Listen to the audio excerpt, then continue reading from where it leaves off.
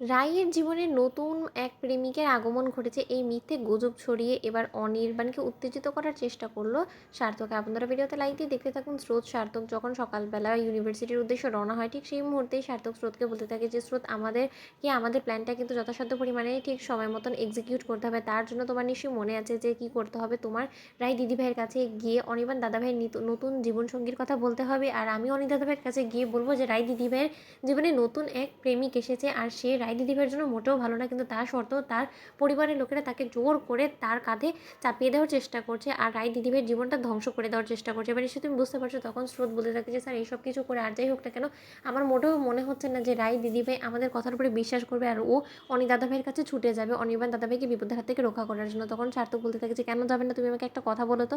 অনিক দাদাভাই কোয়েলকে বিয়ে করলে অনিক দাদাভাইয়ের জীবনটা তছনছ হয়ে যাবে, সেটা জেনে কিন্তু রায় দিদিভাই চুপ করে বসে থাকেনি। সে কিন্তু তাড়াহুড়া করে আর কোয়েলের বিরুদ্ধে সকল তথ্য প্রমাণ জোগাড় করে সে কিন্তু অনিক দাদাভাই এঙ্গেজমেন্টের দিন গিয়ে সেই তথ্য প্রমাণগুলো দেখিয়ে অনিক দাদাভাইয়ের এঙ্গেজমেন্টে ভেঙে দিয়েছে, অনির্বাণ দাদাভাই চোখ খুলিয়ে দিয়েছে। তাহলে নিশ্চয়ই অনির্বাণ দাদাভাইয়ের জীবনে আবারও নতুন কেউ এসেছে আর সে যে অনির্বাণ দাদাভাইয়ের একদমই অযোগ্য সেটা জানার পরও নিশ্চয়ই রায় দিদিভাই এবারও বসে থাকবেন না। সে নিজের ভালোবাসা টানে নির্ঘাত সেখানে ফিরে যাওয়ার চেষ্টা করবে আর সেই সুযোগটাকে কাজে লাগিয়ে ওদেরকে একে অপরের কাছাকাছি আনতে হবে, নয়তো এছাড়া আমাদের কাছে কোনো রকম কোনো উপায় নেই। কারণ তুমি নিজেও তো দেখেছো যে রায় দিদিভাই মনে মনে কতটা কষ্ট পাচ্ছে অনিক দাদাভাইকে হারিয়ে। তাই ওদের দুজনকে আবারও একজোট করতে হলে, ওদেরকে বিয়ের পিড়িতে বসাতে হলে আমাদেরকে এই মিথ্যাচারগুলো করতেই হবে আর ক্রমাগতভাবে তাদেরকে এইটা প্রমাণ করতে হবে তাদের সামনে যে না, তারা একে অপরের কাছ থেকে দূরে সরে যথেষ্ট পরিমাণে ভালো আছে আর নতুন জীবনসঙ্গীদেরকে নিয়ে তারা সুখে ঘর সংসার করতে পারবে, এতটুকু তাদের মনে বিশ্বাস জোগাতে হবে। অন্যদিকে স্রোত যখন রায়ের কাছে গিয়ে বলতে থাকে যে আচ্ছা রায় দিদিভাই, তুই এরকম করে একাকৃত জীবন কতদিনই বা কাটাবি? মা, আমি তোমাকে বলে দিচ্ছি, এরকম করে রায় দিদিভাইকে একাকৃত জীবন কাটাতে দেখে আমার মোটেও ভালো লাগছে না। তাই রায়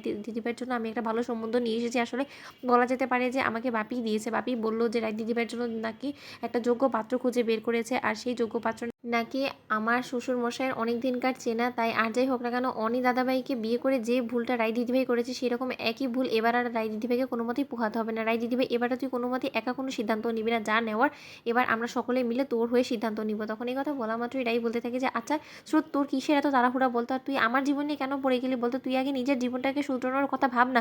তুই সার্থকের সাথে সংসার কর না, ঠিক করে চুটিয়ে তোরা একে অপরের সাথে ঘর সংসার কর, তোরা সুখী হ, তোরা হানিমুনে যা। তা না করে তোরা আমাকে নিয়ে কেন পড়ে গেলি বলতো? আমি কি বলেছি একবারে যে আমি নতুন করে সেটেল হতে চাই? তাহলে কেন আমার পিছনে উঠে পড়ে লাগলি বলতো? তখন রাইয়ের মা বলতে থাকে যে না রাই, স্রোতের কথাটা এমনি এমনিতে ফেলে দেওয়া যায় না, কারণ স্রোত যা কিছু বলছে সেটা তো একদম ঠিক কথা বলছে। আর ওর শ্বশুরমশাই যখন একটা ভালো সম্বন্ধ পেয়েছে সেটা হাতছাড়া করাটা তো মোটেও ঠিক হবে না, কারণ এরকম করে তুমি এরকম জোয়ান একটা মেয়ে এরকম করে একাকৃত জীবন কাটাবে সেটা তো আর যাই হোক না কোনো মা হিসেবে দেখে আমার মোটেও ভালো লাগবে না, তাই না? তো বন্ধুরা, ভিডিওটি ভালো লাগলে লাইক, কমেন্ট, শেয়ার, সাবস্ক্রাইব করতে ভুলো না।